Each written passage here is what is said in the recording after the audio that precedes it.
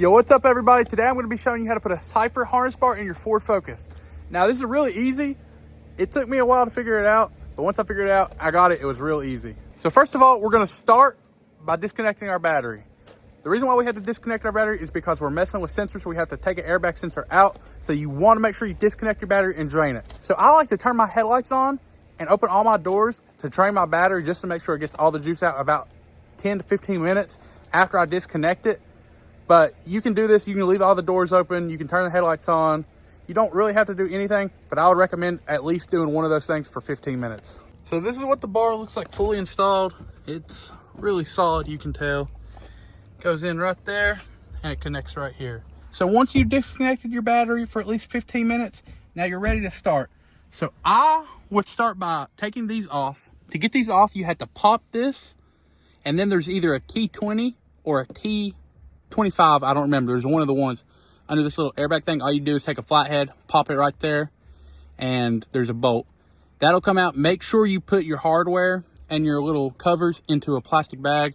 I always have to do that so I won't lose them.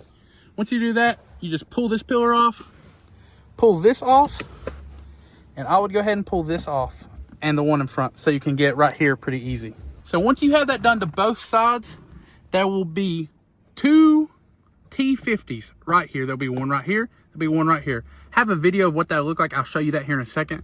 But literally all you have to do is you have to loosen this one, get it about halfway out, and then take this one all the way out. Go ahead and do that to both sides. I would do that first. I would just do everything one side, then one side, just so you keep up with the same steps on both sides and you're not super ahead on one side and super behind on one side. So you can just put the bar in when you're ready. So for starters, our top bolts will be right into the seat belt. You'll have one bolt here. You need to loosen this about halfway. Don't take it out, just loosen it. And then, if I can get this moved up, there's another bolt right there. You need to take that all the way out and put this bracket behind it. I went ahead and I connected these two and then put it in there because it was super hard to try to get this connected once this bracket was in here. So I just went ahead and connected the actual harness bar to the bracket and then put it on. And I did the same thing for this side. It's the same thing. Half loosen, fully take out, put that behind and put it in. So now you need to come down here and there will be a little orange airbag sensor right here.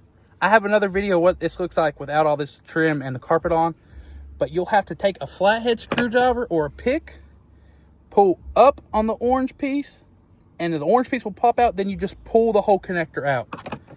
Then once you do that to both sides, you can unscrew the tensioner here with a T25 or T50, sorry. And this literally just bolts in to where your seat belt tensioner is. You take the stock bolts for the seat belt tensioners out. It comes with new bolts and you put them in. I had to cut my floor a little bit to fit that in there, but it looks pretty nice. So in my install video, I don't remember if I mentioned this, but I would go ahead and put your connectors on the harness bar itself before you try to put them on the car. That probably took me the longest to do. I had to take the whole thing apart once I got the brackets on the car, and I had to put them on the thing, then put them back on the car. So I would go ahead and just connect these to the car or the bracket. I would leave them loose so you can still have a little bit of play in them. It just makes things easier and it'll make it go faster. The last thing I'll mention is make sure you take your time on cutting the pillars. You have to cut the pillars in order to make them fit over these. And if you don't do it right, you'll end up looking like mine. I actually had to order a new set. I didn't do that bad on that side, but this side, you can tell it's really bad. So I ordered a new set and I'm gonna be taking my time and cutting them. I would recommend taking them out of the car. I didn't take mine out of my car because I was rushing. But if you can get them out of the car and do it and take your time and measure everything, 100% do that. So the last thing I wanna say is if you plan on having passengers in your back seat, I would recommend getting some like pipe installation foam or even a pool noodle. This looks cleaner, but even a pool noodle will work. I'd recommend getting that, getting some Velcro, putting it on the edges, and making it where you can take this on and off. Because if you have a passenger in the back, they will hit their head if you get in a crash or anything on that bar. And that wouldn't be good. So I would recommend wrapping in this. You don't have to, but that's just what I would do. That's gonna be all for this video. I hope this helped y'all out. It took me a while to figure it out. I'll actually have the instructions, like a paper copy of the instructions, in the description below if you like looking at paper better, if you don't like listening to my voice. But anyways, thank y'all for watching. If y'all like and comment for me and subscribe, that'll help me out a lot. Peace.